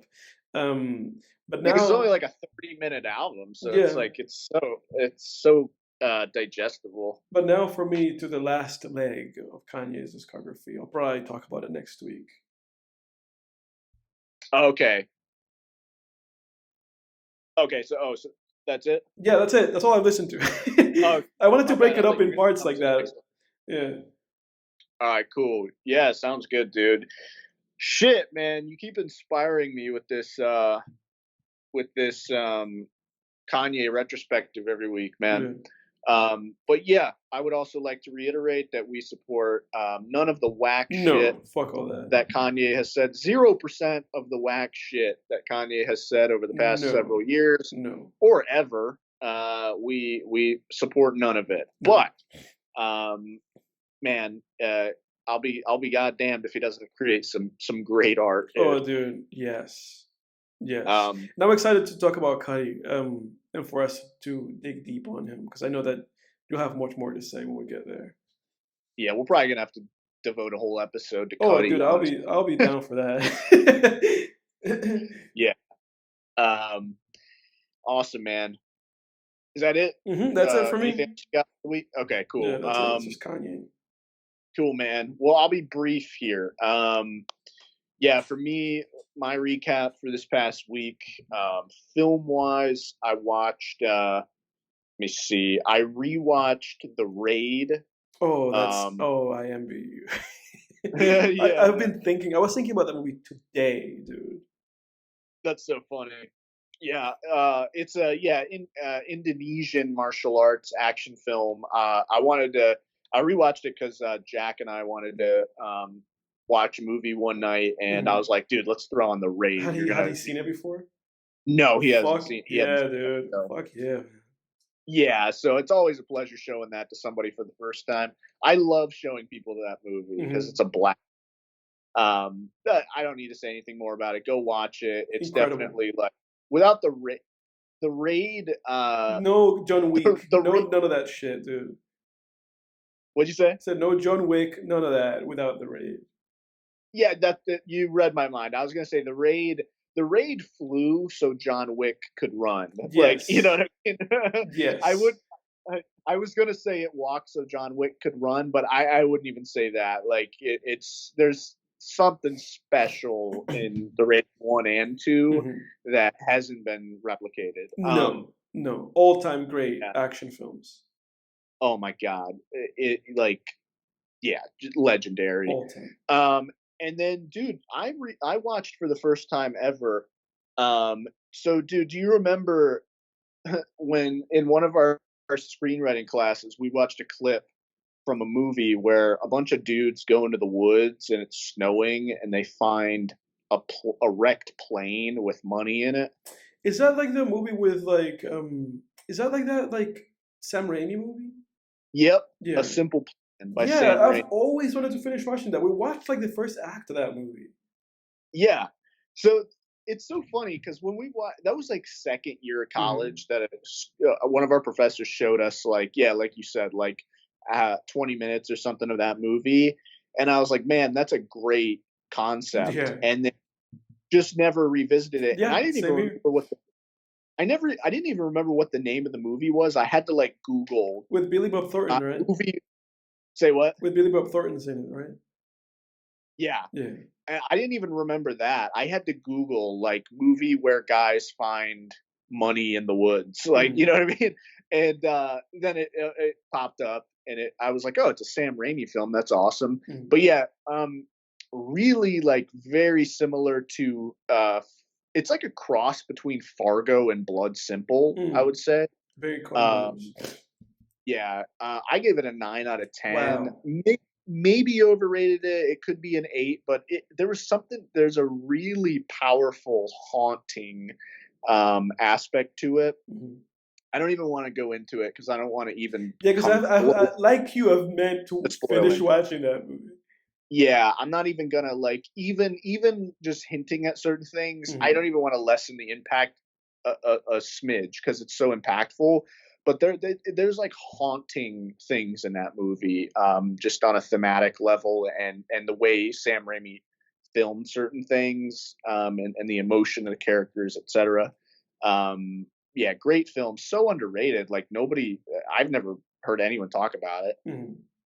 A Simple Plan, directed by Sam Raimi. Mhm. And then I think that's it for movies. as far as as far as music goes, I've been on like an electronic music kick, thanks to Death Grips. Hmm. So yeah, Death Grips has gotten me building up an electronic music playlist. So been revisiting some Crystal Method, which is a solid electronic group from the '90s and 2000s that I grew up on. Hmm. I grew up on a lot of their music as a kid. I liked them quite a bit. But yeah, sort of like building up a electronic music playlist. Got a lot of Grimes on there. Um, Nice. yeah, Grimes is amazing. Pink Pantheress is great. I don't. Have you ever heard of any of her I've music? heard some of her songs. Yeah. I think she's Yeah, she fantastic. has a I new think album that I've meant to listen to. yeah, it's really good. Yeah. She makes some really solid, like very similar to Grimes. Like when I first heard Hmm. her, I thought it was Grimes, but then the accent, I was like, no, that's not Grimes. Yeah, She's like, a lot of the PC music that's come out over the past few years is like heavy, like her taken from like Charlie XCX. You know, it's been like big taking off of those two artists. yeah, definitely. Um, and then let me see. Oh, and I just actually today finished book 3 of the Dark Tower series by Stephen King. Nice. Yeah, dude, it's crazy, man. I was like, yeah, I couldn't put the book down once I got to the halfway point.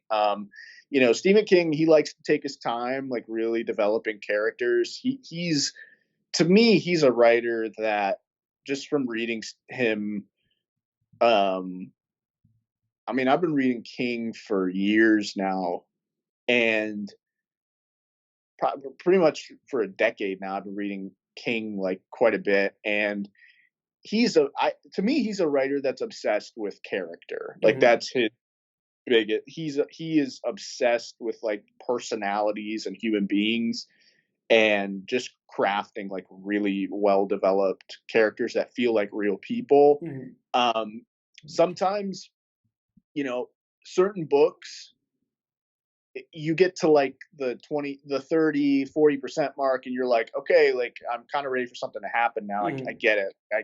I know these people. But it makes it so worth it when shit actually starts hitting the fan. The Dark Tower series, it's kind of I think back to what we were talking about earlier with Yeezus, like where it is just this love letter to creativity. Yeah. Like dude, his in the Dark Tower series, his imagination knows no bounds.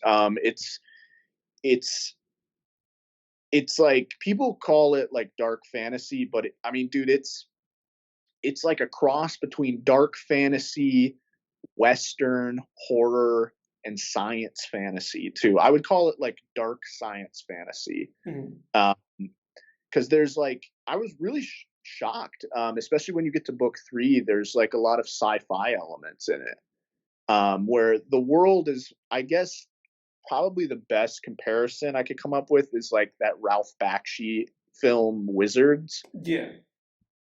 Similar to that, where there's wizards and there's also robots. It's like Yeah.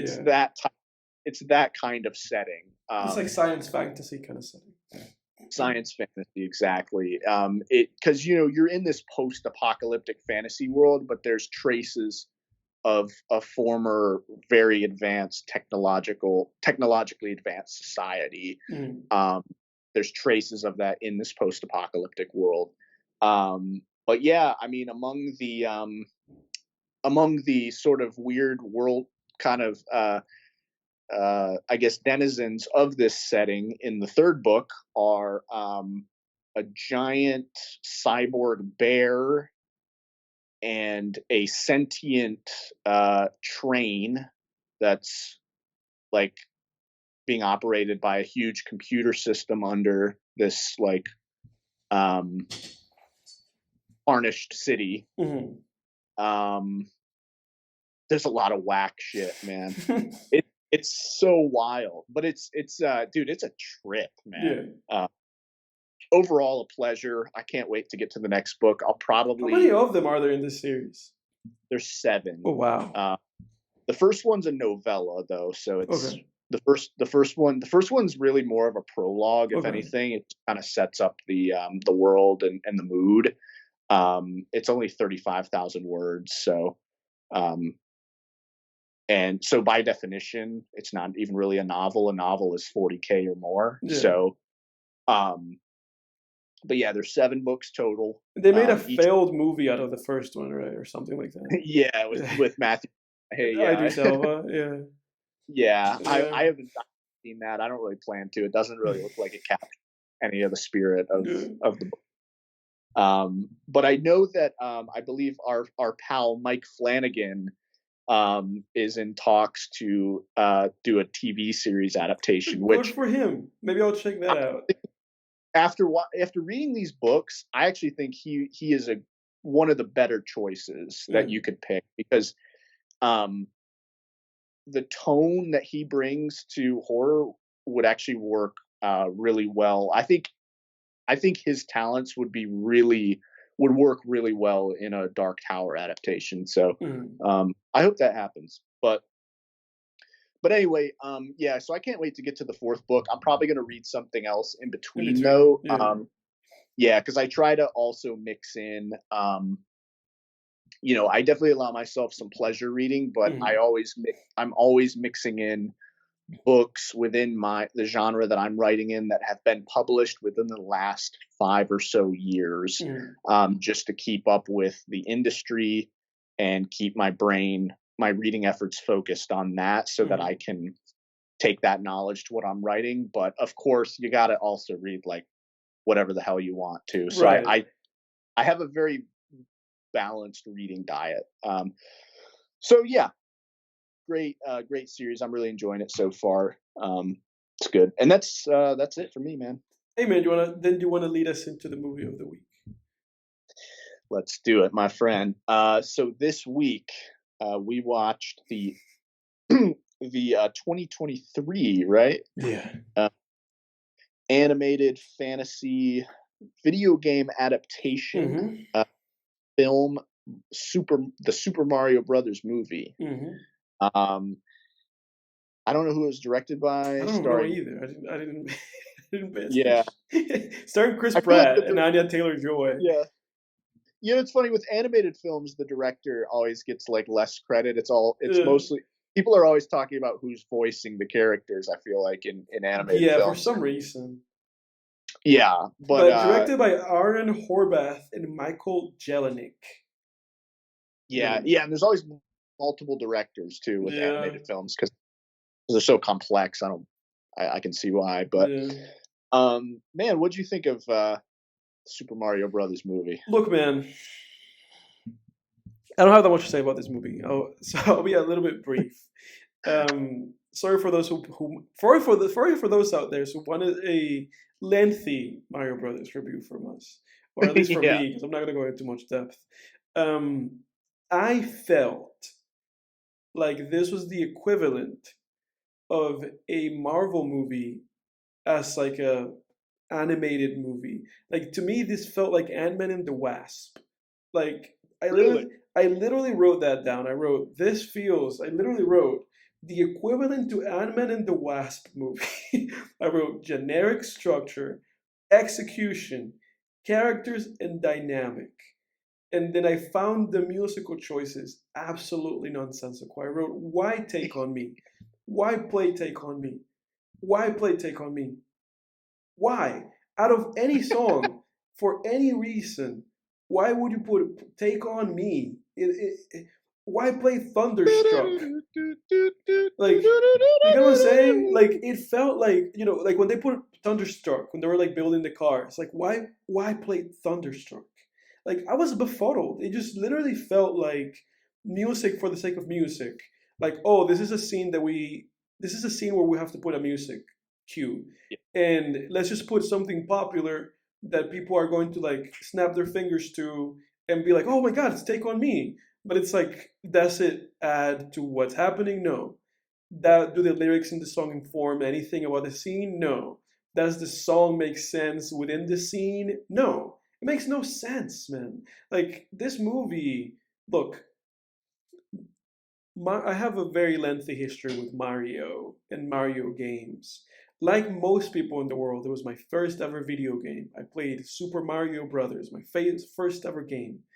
And to this day, if I were to make you a top 10 games of all time for me, Super Mario World from 1993, 94, I think, would be my top five. I love this character. Love this character. Um, I did not appreciate this movie. It was well animated. I thought it made no sense. It was extremely predictable. Extremely predictable. Extremely predictable. I knew that they were gonna go with Luigi as like, I Yeah. knew it. I was like the classic narrative of these games is that Bowser captures Peach and Mario rescues her. And I knew it. I was like, they're not gonna do it. This movie's coming out in 2023. They're not gonna do it. So they flipped it and they were like, well, we'll do Luigi. And then Peach was just a character that was better than and smarter than everybody else. Mario sucked ass. I did not appreciate Chris Pratt. Um, I don't have much else to say other than that, man. I thought the movie sucked ass, and and I felt cheated out of the fact that they built so much like romantic tension between him and Peach, and it went nowhere. The movie just ends, and then You they were do. mad that they didn't fuck. Yeah, they didn't do anything. They went nowhere. It was not acknowledged. Like, why spend space on the page if there's not going to be any kind of resolution? You know, just for you to say like, oh, here's a Yoshi egg. At the end of the movie in the post credit sequence, being like, oh, come here for the next movie. You guys can go fuck yourselves. Um, yeah, man. That's all I have to say. Wow. Holy shit. Bowser was the best character. I like the Peaches Oh yeah, Peaches yeah, song. That's the for last one. sure. Yeah, yeah. Look, man, I am gonna have to disagree with you. I Disagree with me thought, away, man. Do it. yeah, dude, no, I thought. I mean, look, I'm not gonna like die on this hill or anything. I didn't think it was like one of the great animated films or anything like that. Like, listen, this was no Monsters Inc. This was no Ice Age. This was no Shrek. Like this was not, up there by any means. I mean, Spirited Away. Like, you can come up with all these animated films that are great, fantastic animated films. This movie's not up there. Hmm. Even like the first Despicable Me, I would put above this movie probably, which was like the same company or whatever. Yeah. Illumination.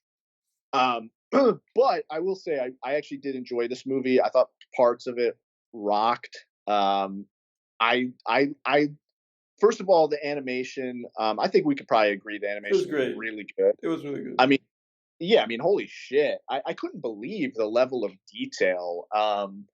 It's insane to me how far we've come in terms of CGI.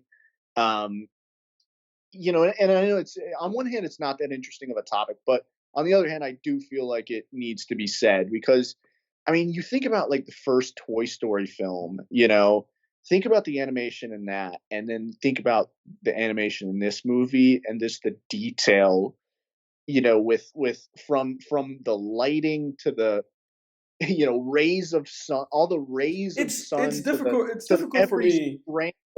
every strand of hair on Yeah. their heads. It's difficult for me It's to unreal. it's difficult for me to put like that much appreciation in that element of the film, honestly, because it's like like if you ask me like what my favorite type of like animation is for film, it's 2D animation. I love 2D Yeah, yeah. animation. So it's like I'm not putting so many eggs like on the production basket for me, because to me that's kind of the equivalent of like being like, oh, we shot this on a fucking IMAX camera, and so it's like it's like yeah. Don't you I think don't you think that's kind of a purist attitude though? It like 2D animation gets like all this respect, but I mean, yeah. what I don't think CGI is any less uh you know I don't think there's any less of like artistic merit to Yeah. 3D animation. I'm not gonna argue that. I guess the point that I was making with saying that is the fact that I just felt that I felt that the fact that it was like so technologically advanced did not make up for the shortcomings that the film has. No, no, no, no, and yeah, and sorry if I strawmanned you there. I don't want to say it made up for nothing. Yeah. Like for me, like it made up for none of the shortcomings But it whatsoever. didn't add to the enjoyment of looking at the movie, which I think is what you're trying to say. That it was it was like captivating in and of itself, and like obviously like very impressive. Yeah, that's I wouldn't even say it was necessarily like I mean, there were parts of this movie that were really beautiful. I Mm, would just say on a technical level, like in the same way I would admire kind of like a really detailed sculpture or mm, something, like mm, just on a or a an architect, really intricate architecture on a building. Like I was just impressed by how um detailed they were able to make this movie mm, look just with computers. I couldn't fathom like how they could make it look that detailed. mm. Just I don't know. I it was just on a technical level. I was very impressed. But yeah, it didn't make up for any of the shortcomings for me whatsoever. I don't. Again, I agree with you. Like I don't think technical stuff like that, visuals, those could only go so far in a movie. You got to have like the basics of the story down. But yeah, like for me, man, I found this movie enjoyable. I liked, was it very very predictable? Yes, but I also kind of I don't know. I guess I came into it just viewing it very much through the lens of like this is just a kids movie. Yeah. Um, and I guess maybe you're kind of right though, because that doesn't, because then I think of films like Monsters Inc. And some of the great Pixar films, and it's like, well, it can still It be can, great, yeah, because that, even and that's part even of the if it's notes that I kids. wrote. Like I wrote down a literal children's movie because that's how I Yeah. felt, dude. Like I felt like I was literally like watching something meant for like 6 years old, like a 6 year old. I was like literally, I was like, the only element of this movie to me that felt like it was trying to cater to an adult audience was whenever the movie was making references to old Mario games, and that was it. Yeah. That was it. It wasn't because there was like thematic depth or character depth or layers to the plot or anything like that. It was literally because it was like, oh, remember that from fucking Super Mario Brothers 2? Remember that? And it's like, oh, I guess, remember that from the fucking Mario Kart game, the blue shell? Remember that? The blue shell? And it was like, oh, I guess. But then there were like inaccuracies in the movie. Or there was an instance in the movie when he was fighting Donkey Kong where like he hits like a box. He hits one of the little like boxes to get a power up from it, and he hits it from the top, and the power up comes out up at the top. And I was like, why are you guys trying to make references to these video games if you don't even acknowledge how the video games work? Like if you hit something from the bottom, from the top, the thing comes out at the bottom. And if you hit it from the bottom, it comes out at the top. That's how the fucking things work. And in the movie, he hits it from the top, and it comes out at the top. And I was like, this is fucking ridiculous. Like, because I was like, even if you're trying to cater to Yeah, me yeah, who's played these games, you're not yeah. even doing it right. It's like this is stupid, man. It was just so stupid. Dude, just the fact that you're going in on like the technical intricacies of the mechanics of It Mario bothered me, game. dude. It's so funny.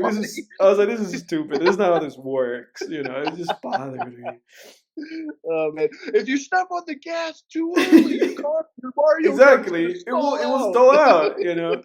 So it's like it was just a bunch of horse shit. His relationship with Donkey Kong was horse shit. And again, I did not appreciate how, this is like every one of those like Marvel movies, every one of these popular movies lately where it's like Peach is just a perfect character with no blemishes, and Mario's a buffoon, and Luigi's is a whole level of other buffoon. I did not appreciate any of that. Just how these characters were constructed, the messages that it's sending to kids. Like, I did not appreciate this movie at all, man. At all, man. Yeah. Well, we're running out of time, so we've run out of time. So I'll be really brief. Just in terms of positives, I guess what worked for me about this movie was just, it felt like, hey, like it was a decent story. I could empathize with, Mario and Luigi trying to get their business going. I liked the Alice in Wonderland aspect of it, of them kind of falling into this fantasy world. Thought there was a lot of good like world building elements and cool world building imagery and stuff. I'm kind of a sucker for that. Again, I don't think it makes up for a bad story, but I didn't think the story in this was bad. I thought it was acceptable, right? I Yeah. didn't think it was fantastic. It didn't tug at my heartstrings at any moments, really. Um, Except maybe a couple moments with Mario and Luigi, I felt like slightly emotionally compelled. But Mhm. again, not on the level of the great animated films that I've mentioned. Not anywhere close to that level, like a great Pixar movie that can really move you. I didn't feel, anywhere close to that. I didn't find the Princess Peach stuff too egregious because I, like you, dude, I was ready for it. I was Yeah. ready for it. And maybe I just overestimated and it kind of underdelivered. Yeah. But I just felt like, hey, I get it. It kind of works in terms of the fact that Mario is a newcomer to this world and Peaches is Mhm. kind of taking on this like Obi-Wan role to his Luke Skywalker in a way where it's like, she's the mentor character. Um, and I didn't think they made him I personally didn't feel like he was too much of a buffoon. I Maybe didn't. they I went a didn't little think he was too much under. of a buffoon. I didn't think so either. Yeah. Yeah, because I felt like they were pretty fair and balanced with it, Mhm. where it wasn't like just this in your face like Wonder Woman stuff. It Mhm. felt balanced to me, where it was like, hey, like listen, it's the modern day, like we're past the damsel in distress thing, Right. like not only for feminism's sake, but also just for the sake of creating compelling characters. Right. Let's get rid of that damsel in distress shit. Because I thought of that while I was watching this movie, and like I thought of like the original Shrek film, right? Like how shitty would that movie have been if Fiona was a damsel in distress? Right. Right. It's like it's not just about um, you know um, kind of empowering female characters. It's really just about empowering characters regardless of Right. gender. To Right. me, where hey, let's make everybody intricate and have Right. you know strengths and their own strengths and weaknesses. Right. Um, that said, like yeah, weaknesses of this film, like I didn't find. I guess yeah, I didn't find it really that funny. Like yeah, it felt very juvenile. Whereas again, when I watch movies like obviously like Shrek's got all the innuendo and stuff, and you don't necessarily need that. But even a movie like Monsters Inc., which has none of that, is still genuinely funny to me, even Right. though it's for kids. I think there's jokes that are really funny in that movie, regardless of what age you are. Mhm. Um, there's just moments in like Monsters Inc. for as an example that it's just like there's strokes of comedic genius, and I definitely didn't feel that anywhere in this movie. Um, and yeah, I thought the relationship between Mario and Donkey Kong in the latter half felt a little underdeveloped, Yeah, that was just forced. It was unearned. The relationship that they had. and I kind of felt like the writers knew that, and they were like being very cautious about making that come across forced, which I Mhm. appreciated. Um, but yeah, that's it. I thought this was fine. I didn't feel anger toward it or I anything. respect your opinion. To me, I thought it again, was. I had fun. I yeah, had fun. Like, I didn't have any fun, dude. I was waiting for this movie to be over. Like I really was. Like again, to me, it really just felt like a movie for like little children. I really did. And I was kind of bothered by that. And then I felt like the movie insulted my intelligence by doing the things that I said that it did. By being like, oh, but we're now going to respect the mechanics of how these things work. I really just did not. I really just had a bad time for it being a movie about a character that I love so much. And then anytime that Mario would make like a sound, like one of those like classic Mario sounds, it would just be forced. Like, oh, why did he do that? Why did he go like, oh, yippee? Like, why did he do that then? It would yeah, make no sense. It would make, like, it's like stuff like that really got to me. And I was just kind of like really bothered. And I was not even like And I'm not even arguing, and when I mentioned that before, I wasn't even arguing for like the damsel in distress element of the film, like being like, oh, the video games were like that. To me, it was kind of more so like, I knew it. Like, I knew it. I was like, they're just gonna do this, but they're gonna do it to a male character, and it's just they're just gonna be like, no, it's fine. Y- And I just wish that it would be like, if you guys are not gonna do it, instead of being like, we're gonna do it with Luigi, it's like find a different alternative than doing this all together. If you're still gonna be like, we're gonna make a character into the fucking like this character is captured and the heroes have to rescue them, like, Yeah. yeah, no, man, I would never I watch feel this. like I would that never watch this element. movie again. I felt like that element kind of worked in terms of the fact that like Mario was the big brother and like protective and like Right. was felt like you needed to look out for him. Yeah, I digress though, but that for that reason, I was okay with that. I understand. But yeah, Yeah, what would you give the Super Mario Brothers movie, sir? either a very generous and like very well like dressed up 4, or just a 3. Either one of those two. It's not like egregious to the point that I'm gonna be like, oh, this is Chicken Little, and I'm either gonna give her a 0 or a 1. Like, there were moments of it that I did enjoy, like you. There were moments that I did enjoy. It did tug at like my nostalgia and my appreciation for the character, even if it ended up just me being kind of like, you fuckers who make this movie have not played any of the video games because you're fucking idiots. Like, if you play one of these video games, even one of the fucking video games, you'll be like, oh shit, we fucked some shit up here. Whatever, man.